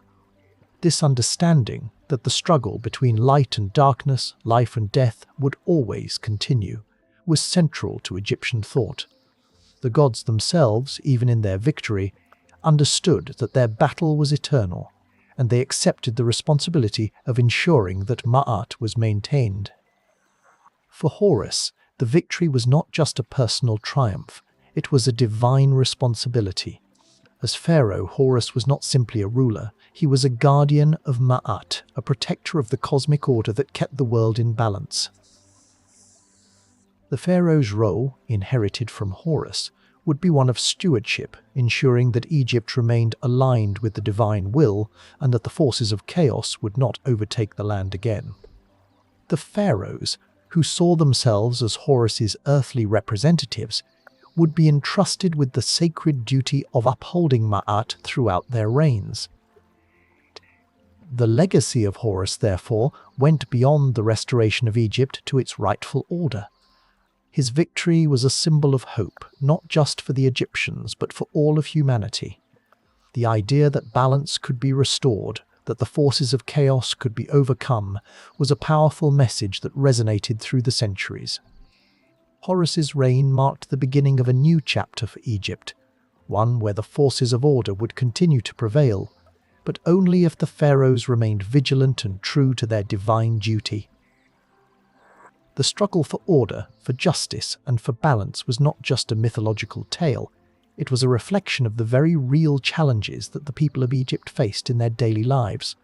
Just as Horus had to fight to restore his father's throne, so too did the people of Egypt have to struggle to maintain the balance of their lives, working to ensure that the forces of chaos and disorder never again overtook their world. In the end, Horus's legacy was not only one of divine victory, but of the eternal reminder that the battle for Ma'at would always continue. It was a cosmic battle that would continue with each new generation, with each new pharaoh. The victory of Horus over Set symbolized the triumph of light over darkness, but it also highlighted the fragility of that victory. The pharaohs, as living embodiments of Horus, carried the weight of this eternal struggle, ensuring that Egypt remained in harmony with the will of the gods. Set was one of the most complex and misunderstood gods in ancient Egyptian mythology. Born of the union of Geb, the god of the earth, and Nut, the goddess of the sky, Set was the brother of Osiris, Isis, and Nephthys. From the very beginning, Set's nature was different from that of his siblings. While Osiris, his elder brother, was associated with fertility, life, and order, Set embodied chaos, destruction, and the forces that threatened the balance of the universe. Despite this, Set was not viewed purely as a malevolent force. In Egyptian thought, chaos was not inherently evil, but necessary for the maintenance of balance. Without chaos, there would be no change, no growth, and no renewal. Set's physical appearance reflected his volatile and unpredictable nature. Often depicted as a strange composite animal, with a body like that of a man, the head of an unknown creature, and the tail of a hippopotamus, Set's form was as enigmatic as his personality. He was a god of storms and deserts, known for his power to create wind, earthquakes, and other violent natural forces. In a land where the Nile River determined the fate of agriculture, Set's control over destructive elements like storms and floods was seen as both a threat and a reminder of the untamable forces of nature. Set was not merely a force of destruction, but of transformation, a god who could change the course of events in a single moment, shaping the world in unpredictable ways. He was seen as a necessary force to counteract the dominance of other gods, especially Osiris. In early mythological texts, Set was even considered to be a protector of Ra, helping to defend the sun god from the forces of darkness. However, as the stories evolved, Set's chaotic tendencies began to overshadow his more balanced role. His jealousy and ambition grew, and he began to seek more power. Set's eventual betrayal of his brother Osiris was the turning point in his story. The conflict between Set and Osiris is often seen as one of the most pivotal events in Egyptian mythology.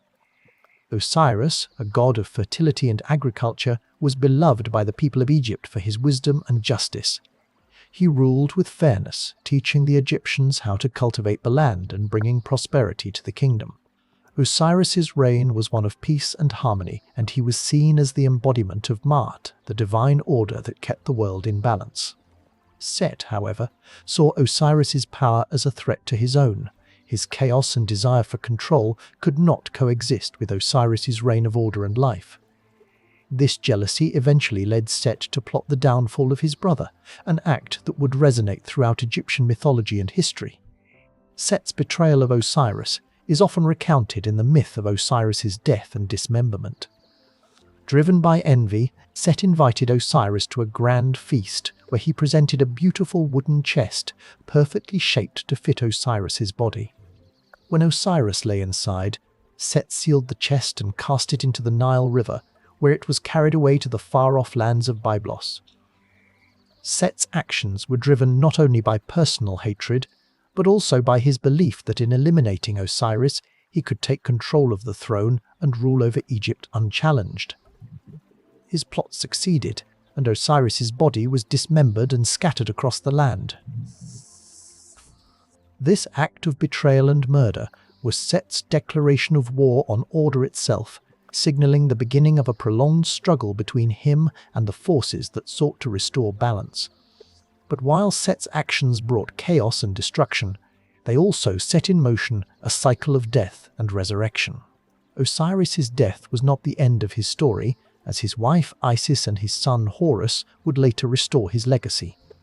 The eventual triumph of Horus over Set and the restoration of Osiris's reign represented the return of Ma'at and the defeat of Set's chaotic influence.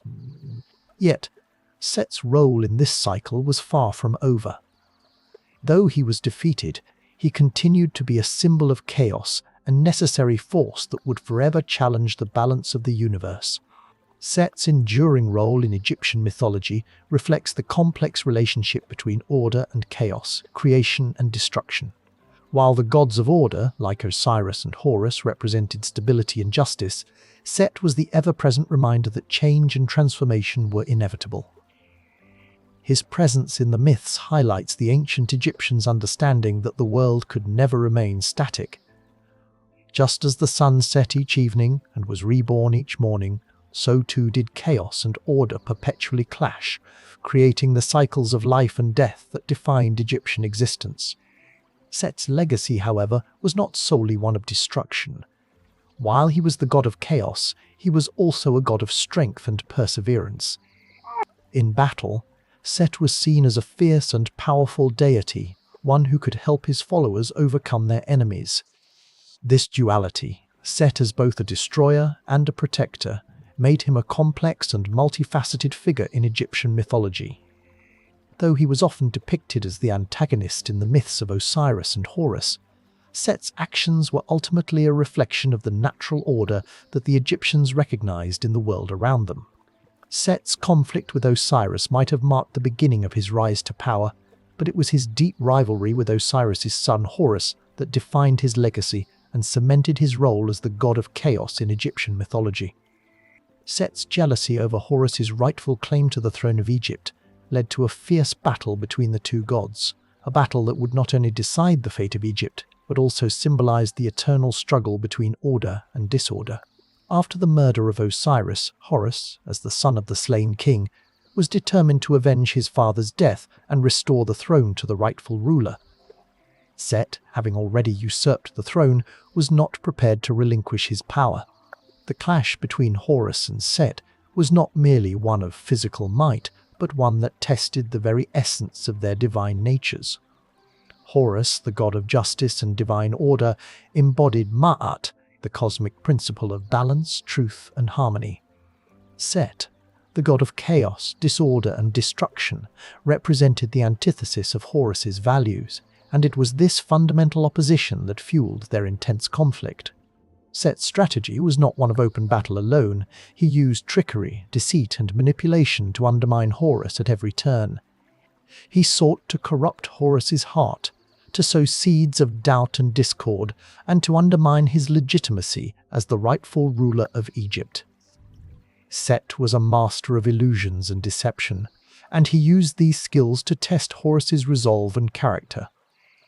One of the most notable of these tests was a series of challenges set by the gods themselves, where Horus and Set would compete to determine who was the true ruler of Egypt. One of these trials, a contest between the two gods to prove their superiority, was a battle of strength and wit. Set, with his immense power and cunning, believed he could easily overpower the young Horus. However, Horus, though inexperienced, was guided by the wisdom and support of his father Osiris and his mother Isis. He refused to use brute force alone, choosing instead to rely on his intellect and divine lineage. This became a central theme in the conflict between Horus and Set. Horus's commitment to Ma had allowed him to overcome Set's chaotic forces, while Set's reliance on deception ultimately led to his downfall. Set's attempts to deceive Horus grew increasingly desperate. He resorted to using magic, creating false images of himself to confuse Horus and make him doubt his own strength. Yet, Horus's clarity of vision, symbolized by his hawk form, which allowed him to see everything with sharp precision, enabled him to overcome these illusions. Despite Set's vast power and cunning, Horus's determination and sense of justice won him the respect of the gods. The final trial came in the form of a literal battle between Horus and Set, one that would determine who would ascend to the throne of Egypt. The gods themselves bore witness to the clash, understanding that the outcome of this battle would shape the future of the land. In a fierce confrontation, Set and Horus engaged in combat, with the very forces of nature responding to their struggle. The earth trembled beneath their feet as the winds and storms whipped around them. Ultimately, Horus, with the strength of his divine heritage and his unwavering commitment to restoring Ma'at, defeated Set. However, Set was not destroyed. He was cast out into the desert, where his chaotic influence could no longer harm Egypt. Yet, even in defeat, Set's power was not entirely vanquished. His legacy, rooted in chaos and destruction, could never be fully eradicated. He remained a constant threat in Egyptian thought, representing the forces of disorder that always lurked in the background, ready to resurface at any moment. Set's influence was deeply ingrained in Egyptian culture, and even as Horus restored the throne and peace to Egypt, the gods and the people knew that Set's forces of chaos would always be present, a reminder that order could never be taken for granted. Set's defeat at the hands of Horus did not signify the end of his role in Egyptian mythology. Instead, it marked a shift in the nature of chaos itself. The defeat of Set was symbolic of the ongoing struggle to maintain balance in the world. Just as Ra had to battle the serpent Apep each night to ensure that the sun would rise again, so too would Horus and the pharaohs who followed him have to constantly fight against the forces of chaos to maintain the order of Egypt. Set's presence was a reminder that, even in times of peace and prosperity, the forces of disorder were always at work, threatening to unravel the fabric of society. While Horus's victory restored balance, it also reminded the Egyptians that the battle between these two forces was never truly over. Set's role in Egyptian mythology was as much about the necessity of chaos as it was about its destructive power. He represented the unpredictable forces of nature, the wild and untamable elements that could not be fully controlled. In this way, Set's story became a cautionary tale, one that warned against the dangers of unchecked power and the consequences of allowing chaos to rule. Even after his defeat, Set's legacy endured in the mythology of Egypt. He was invoked in various contexts, particularly in times of war or upheaval, when his destructive power could be harnessed for the benefit of the land. Set's associations with storms, the desert, and foreign lands gave him a unique place in the Egyptian pantheon, representing the untamable forces of the natural world. Despite his chaotic nature, Set was a necessary figure in Egyptian thought, as he highlighted the balance between creation and destruction, life and death, and order and chaos. Though he was cast out into the desert, his role as the god of chaos and disorder was not entirely eradicated. In many ways, Set's defeat by Horus symbolized not the end of chaos, but its perpetual necessity in maintaining the balance of the world. The victory of Horus was not a singular triumph. It was part of a never-ending cycle of order and disorder that defined Egyptian thought. Set, though beaten in battle, became an eternal reminder that the forces of chaos would always seek to disrupt the harmony of the world, and that it was the responsibility of the gods and of the pharaohs to keep these forces in check. Set's chaotic nature was never confined solely to the realm of the gods. His influence was far-reaching and multifaceted. While he was often seen as an antagonist in myths like that of Osiris and Horus, Set's qualities also had a darker, yet more complex side that the Egyptians both feared and respected.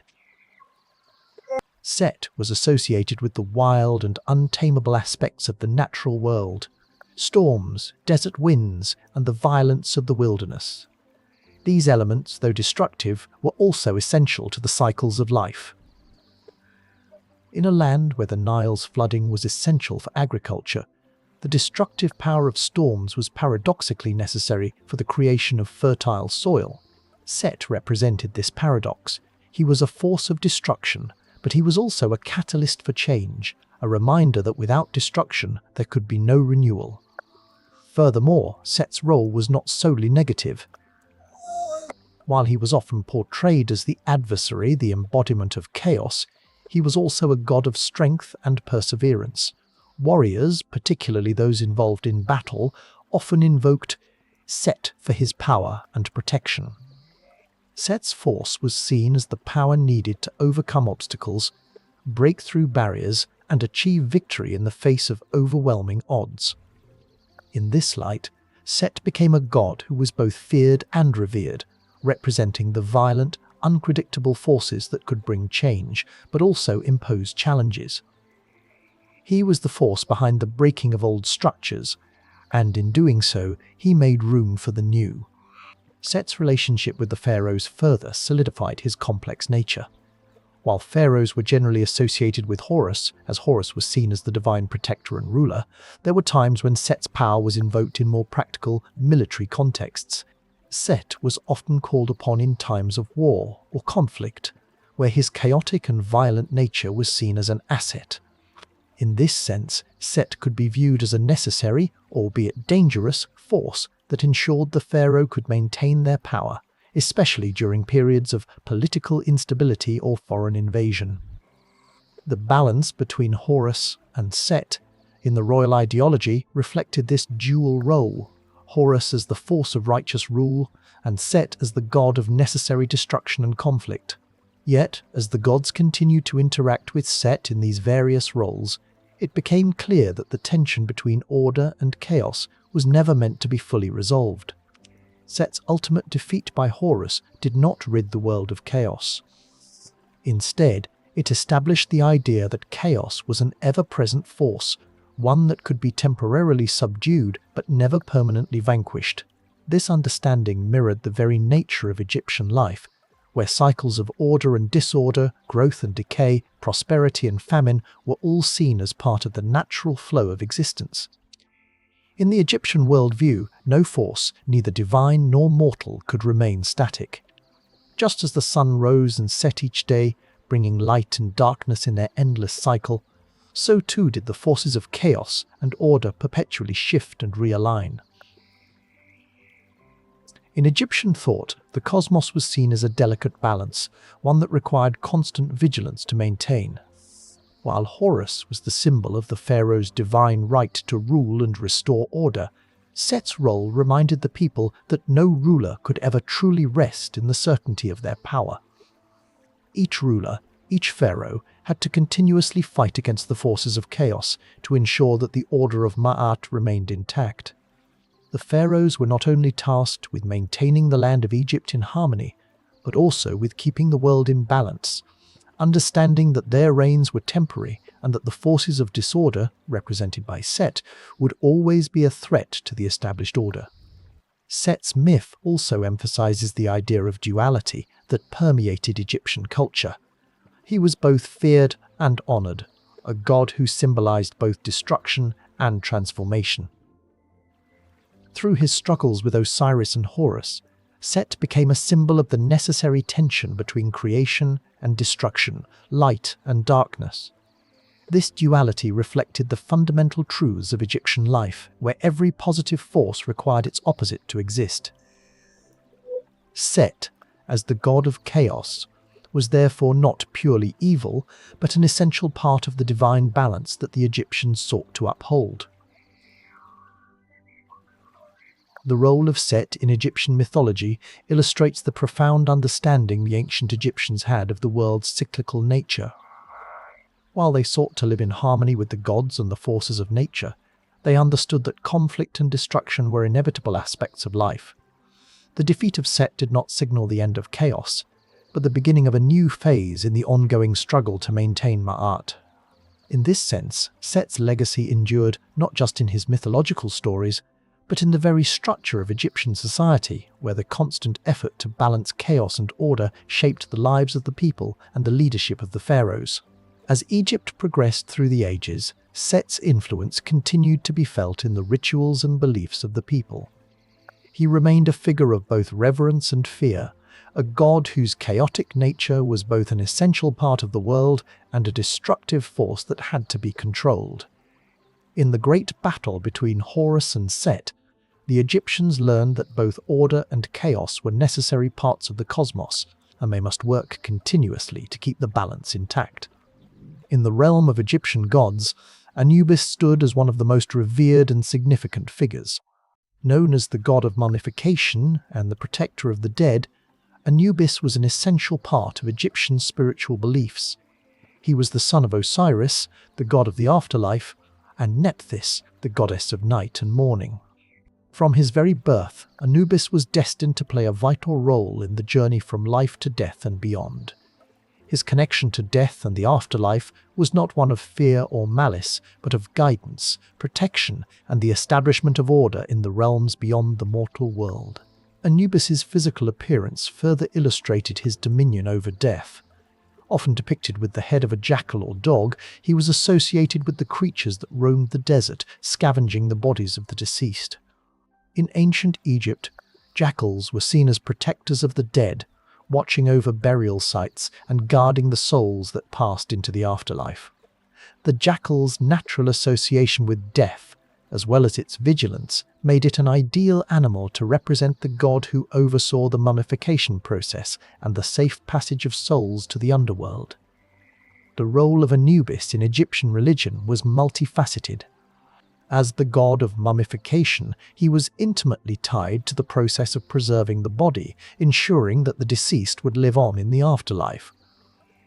The Egyptians believed that for the soul to continue its journey, the body must be carefully preserved. Anubis, as the guardian of this sacred process, was seen as the one who ensured that the body was properly embalmed and prepared for the journey into the next world. It was said that he taught the ancient Egyptians the art of mummification, and priests of Anubis were among the most skilled in performing these rites. But Anubis's duties went beyond mummification alone. He was also the god who guided the souls of the dead through the underworld, ensuring they were protected from the dangers that lay in wait. The journey to the afterlife was perilous, and the soul needed a divine protector to safeguard it against the creatures and obstacles that could prevent its passage. Without him, It was believed that the souls of the deceased could be lost, wandering aimlessly in the underworld, forever separated from their final destination. In addition to his role as protector and guide, Anubis was also associated with the ritual of the weighing of the heart, one of the most crucial moments in the journey of the soul. In this process, the heart of the deceased was weighed against the feather of Ma'at, the goddess of truth and justice. This judgment determined whether the soul was worthy of entering the afterlife. If the heart was found to be heavy with sin, it would be devoured by the creature Amit, and the soul would cease to exist. However, if the heart was light and pure, it would be allowed to pass into the afterlife, where it would be reunited with Osiris in the fields of reeds, a paradise for the virtuous dead. Anubis's role in the weighing of the heart was both symbolic and practical. As the god who guided souls through the underworld, he also acted as the overseer of this judgment, ensuring that it was carried out fairly and in accordance with Ma'at. Anubis's vigilance was seen as the key to ensuring that the process of judgment remained unbiased, and that the souls of the dead received their rightful place in the afterlife. He was not merely a passive observer, but an active participant in the divine order, helping to ensure that the deceased would be properly judged and that only the worthy would enter the afterlife. The connection between Anubis and Osiris was another important aspect of Anubis's mythology. While Osiris was the ruler of the afterlife, Anubis served as his right-hand god, assisting in the administration of the underworld. The two gods were often depicted together, with Osiris ruling over the souls of the dead and Anubis overseeing the rituals and ensuring that the souls could successfully reach their final destination. This partnership between Osiris and Anubis symbolized the balance between the divine ruler and the protector of the dead, creating a harmonious system where the dead were treated with respect and reverence. Anubis's importance was reflected in the lavish tombs and funerary practices of the ancient Egyptians. Temples dedicated to Anubis were built near burial sites, and statues of the god were placed at tombs to guard the deceased. These statues, often carved in the shape of jackals or Anubis himself, were believed to ward off evil spirits and ensure that the deceased soul would be protected on its journey to the afterlife. The presence of Anubis in these spaces was a sign that the deceased was under divine protection, their soul safe as it made its way to Osiris's realm. In many ways, Anubis's role as the protector of the dead symbolized the broader Egyptian view of death and the afterlife. Unlike many cultures that saw death as a final, tragic event, the ancient Egyptians viewed it as a transition, an important step in a larger, eternal cycle. The soul of the deceased was not lost, but was guided into the afterlife, where it would continue to live on in a new form. Anubis, as the god who ensured that this journey was safely completed, was not only a god of death, but also one of rebirth, symbolizing the continuity of life beyond the physical realm. As one of the most pivotal deities in the Egyptian afterlife, Anubis's role extended beyond mummification and burial rites. His involvement in the weighing of the heart, a central aspect of the judgment of the dead, was crucial in determining whether a soul was worthy of eternal life or destined for oblivion. This ritual was one of the most profound and important moments in Egyptian spirituality. The deceased would be led to the Hall of Judgment, where their heart would be weighed against the feather of Ma'at, the goddess of truth and justice. If the heart was found to be pure, light, and free of sin, the soul would be allowed to pass into the afterlife, joining Osiris in the fields of reeds, a paradise for the virtuous. However, if the heart was heavy with sin and deceit, it would be devoured by Amit, the goddess who embodied the eternal danger of oblivion. Anubis's role in this judgment was more than just symbolic. As the god of mummification and protector of the dead, he oversaw this critical moment in the deceased's journey. He was responsible for weighing the heart, ensuring that the process of judgment was carried out justly and in accordance with the laws of Ma'at. It was Anubis who guided the soul into the presence of Osiris, where the final judgment took place. His presence in the Hall of Judgment signified that the passage from life to death was not chaotic or random, but governed by divine order, fairness, and ritual.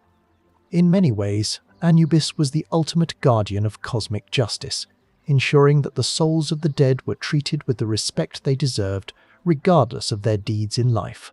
The heart of the deceased was believed to be the seat of the soul, holding within it the record of one's actions, thoughts, and intentions during their lifetime. To the ancient Egyptians, the heart was the key to understanding a person's character, and its judgment was what ultimately determined whether a soul could live on in the afterlife. Anubis's careful attention to the weighing of the heart was a reflection of his deep commitment to Ma'at, ensuring that only those whose hearts were aligned with truth and justice would pass into the eternal realm. His role was not one of passive observation, but of active involvement in shaping the fate of souls, making him one of the most revered and vital gods in the Egyptian pantheon.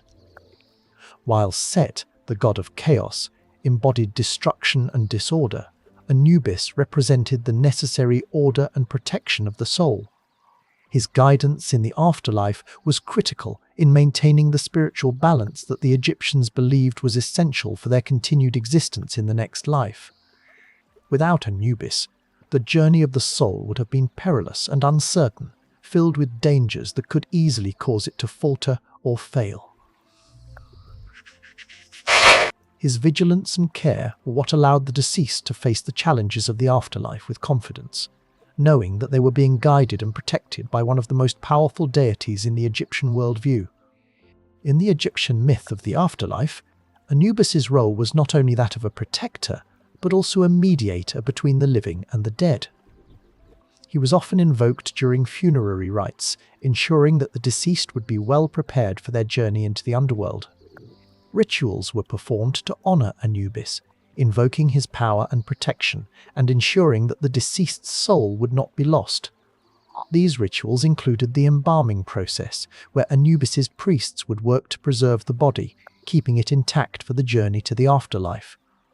Through these acts, Anubis's influence extended beyond the realm of the gods and into the daily lives of the ancient Egyptians, who saw him as an essential figure in ensuring their spiritual well-being. Anubis's role as the protector of the dead was also tied to his association with the realm of Duat, the underworld.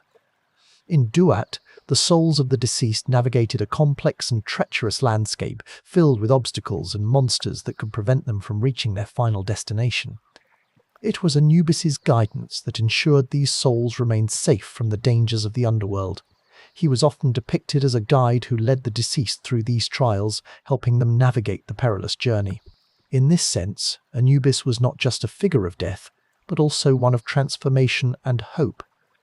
A god who ensured that death was not the end, but the beginning of a new spiritual existence.